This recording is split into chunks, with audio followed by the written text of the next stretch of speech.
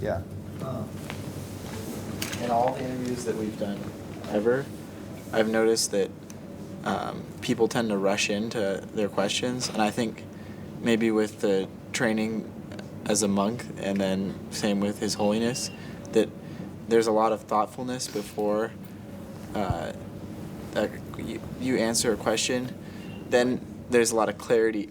There's no wasted language. There's a lot of clarity in what I heard you say today. Right now I'm reading a book on Buddhism and different meditation practices. And this morning, Karina and Vivian and I were discussing how you can find the feeling of love and without the feeling of attachment. And we're so conflicted by it. We couldn't figure out how you could have one without the other. And so it was very interesting to hear you talk about it. And I understand what you mean, that there's a certain feeling that comes with attachment. I can feel that feeling when I don't want to give something up. So it was very interesting to hear you speak about that. So thank you. The classes that didn't teach me as much or I didn't learn as well in were the classes where I didn't trust my teachers or my fellow students. And that I think that trust is a value. And so that if you don't have values in the subjects like math and science and things like that, that the connection and trust, which is necessary for the learning environment, it goes away, and thus the student can't develop as a human being as a whole. And what you said put that together for me and really kind of just made that aspect make sense in my head as to how that's so important. I think for me, one of the things that struck me the most was how willing you were to say, I don't know.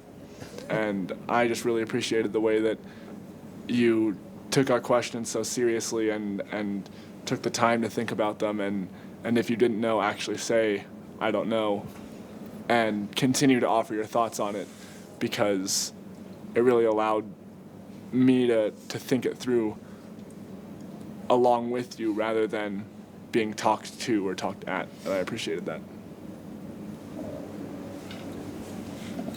Well, I really appreciated your distinction between values and ethics. Something I've been struggling a lot with is how do you respect a culture that has some values that don't center with your moral code? And I'm still not entirely sure what to say about this, but it helps me to understand this thing, knowing that values are something that change over time. One of the things that struck me, a number of things you said are very supportive, I think, in some ways of at least what my intentions are as a teacher. To remove fear is one of the core principles for me, is that what I see going on today in the name of education is what I call fear-based learning, not love-based learning. Yes. And what I've noticed about fear-based learning is that it creates a very rigid mind. Yes.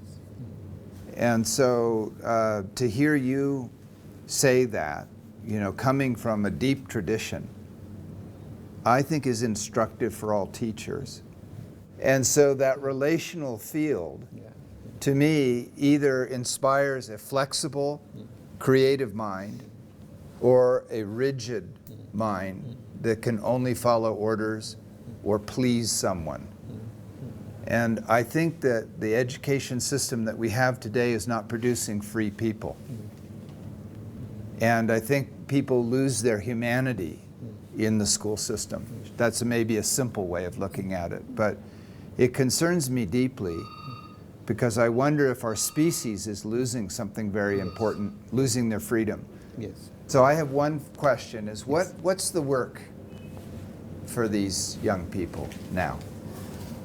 What's the most important work for them? I have nothing to add. Whatever you are doing is wonderful, excellent.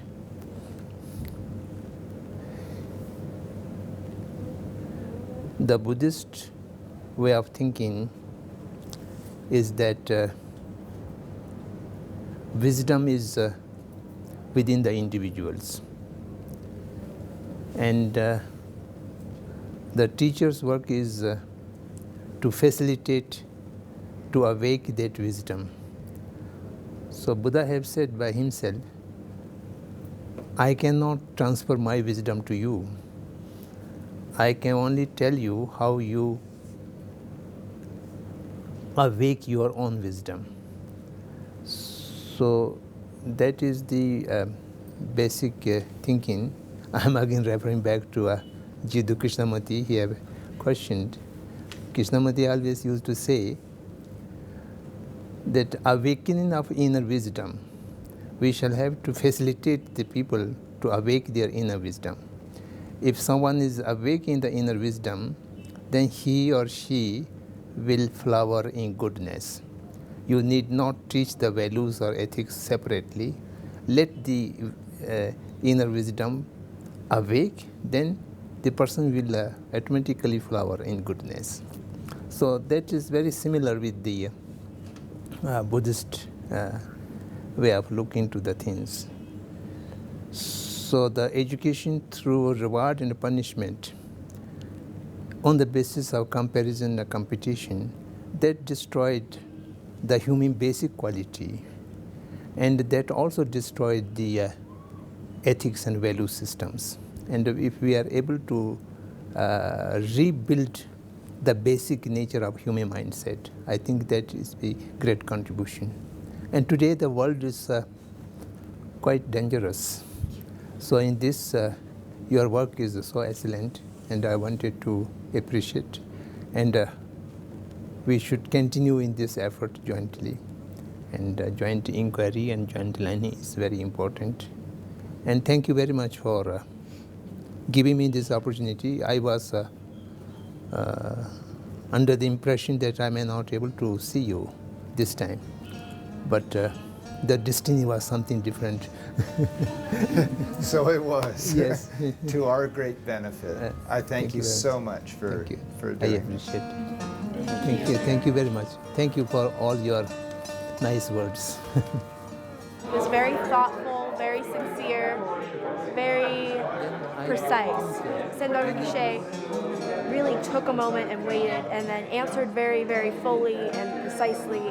I thought that his clarity of mind was amazing, and how thoughtful he was about all the questions we'd ask him, and also that the fact that he says "I don't know" to a question is so cool. Like, if you ask him something, he doesn't try to make up an answer. If he doesn't know, he just says "I don't know."